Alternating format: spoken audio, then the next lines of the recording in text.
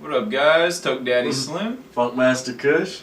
here for a little Christmas special for you guys, actually. Yep. I already had some Wake and Bake Wednesday questions prepared for next week, and we were trying to figure out something to do for the Christmas video, so we figured, shit, we'll just answer some Wake and Bake Wednesday questions and do the Wake and Bake for this week on Sunday.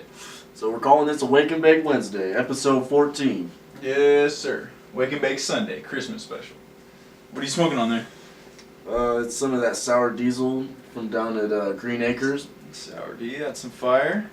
Show off my new piece here. It's Toro Mac. Funkmaster just picked me up for Christmas. That thing's sick. Show you guys real quick. It's like some of the other macros you've seen. 2 chambers, bigger guy on top. Picked it up at the cave. Good for Earls right here. Right now we're smoking flowers though. How's that taste? Tastes fire, actually. Really good sour diesel. Alright, so the first question is from Early Bird Dabs. And he wants to know, sorry,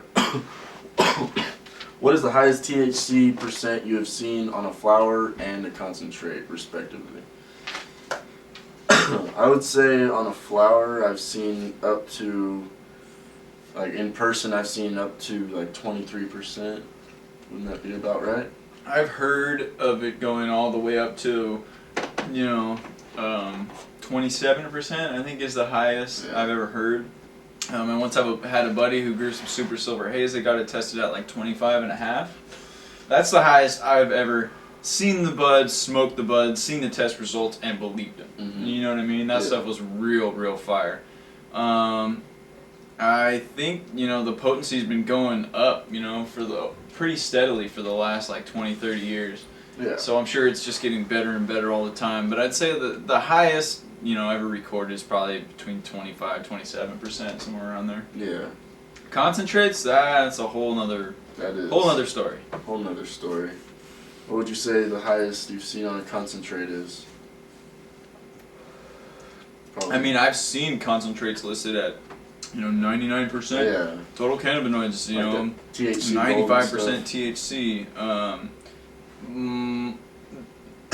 The like shatter that I've had from NorCal Oilman, he's had some of his stuff tested in the 80s. In the 80s. It's up to like 85%, I think I'm telling. And smoking that stuff, I actually believe it. Yeah. You know what I mean? I don't believe any of that 99% stuff, but what do you know? Who knows? But, I think since the testing's come along, people have started, taking advantage of that, and you'll see, some different marketing ploys out there. Mm-hmm. People trying to, market their stuff. I'm not, accusing anybody of false advertising, but I just know since I've started seeing some of these test numbers come out after trying the products, either they were tested, when they still had that much potency and the medicine wasn't handled well after that, or the testing numbers were just wrong, because I've had some crazy numbers that really, the product wasn't as good as I thought it was going to be. And full melt water hash usually goes, the highest I've seen is like 66.6%. Yeah, I think some of the real crazy bubbles, like the, Select Nicotine Teas, the Matt Rises, the real hash masters out there, I think they can get their stuff right up there close to 70, maybe the low 70s. Yeah. The best you're ever really going to see in the dispensaries, though, for something being called a full melt in a club is probably between 50 and 60, I think. Yeah. All right. Carl Chronic wants to know, what was your first high-end piece of Boro glass? Or what was your first high-end Boro piece? My first piece, I believe, was about a 13-14 inch Toro single chamber Cirque. That was it. Stemless. All I remember is that thing was dry as hell. Yeah, not too good of a rip, but my first one was the Smooth Operator, actually. The Stone Glassworks Waffle to 10 Luke Wilson 10. Yeah.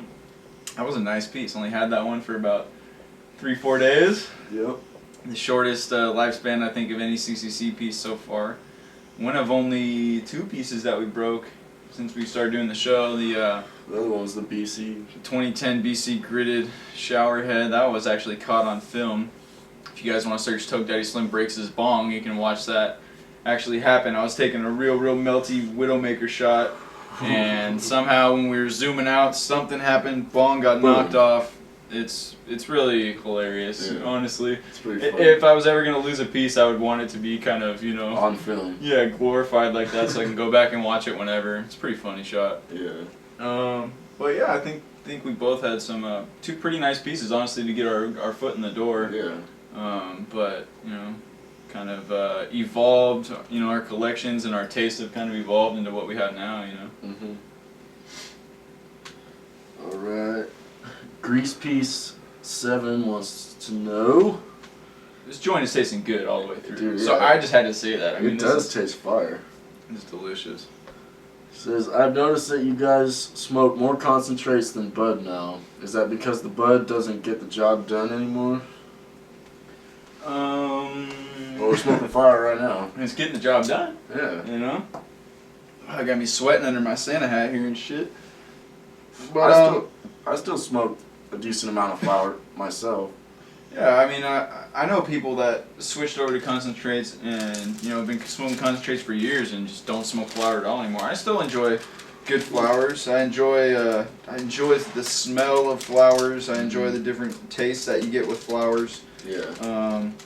I definitely still enjoy smoking flowers, but as far as, my day-to-day ritual and getting medicated, I just feel like, we've been smoking long enough to where our tolerance is at a point where we kind of need, something a little bit stronger, and the concentrates tend to really, get it done a little bit more effectively. Just in one dab, you can just immediately feel like the effects of a whole joint, pretty much. Yeah, I think we answered last week, or in one of the recent or previous Wake and Bakes, somebody asked, how strong is one dab, compared to weed, and I'd say anywhere. Probably about a joint like this, if you take a nice big dab around, 0.1 or something, Yeah, I'd say probably 0.1 averages out to about a gram joint or something like that, Yeah, I'd say, yeah. Again, no science to back that up. I'm just going off kind of how I feel when I'm hitting it.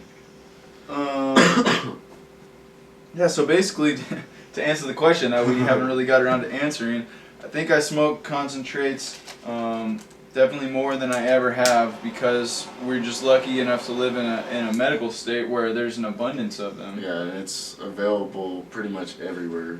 It's just, and especially, I mean, if you look at the way the Boro glass game has gone in the last few years. Yeah. It's gone from big tubes to little pieces like this. Everybody's making rigs for concentrates. Direct injection. Yeah, rigs that are specially designed for your oils to give you the best smoking experience, for your oils to give you, the best flavor.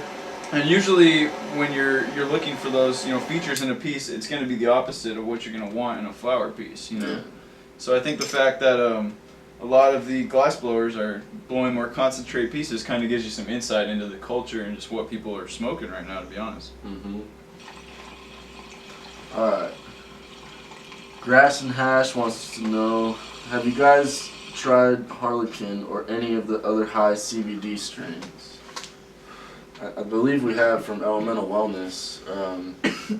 I wasn't too fond of it, but I mean, it did get you medicated.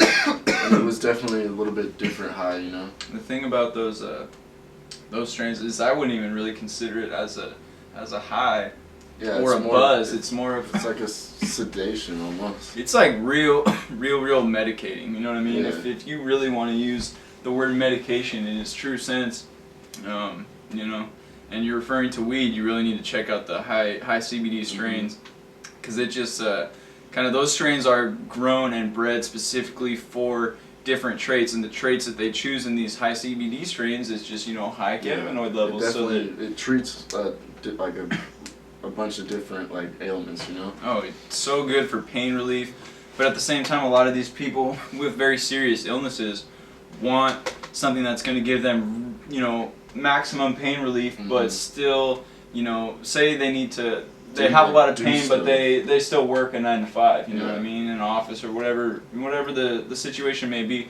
They don't want any of the psychoactive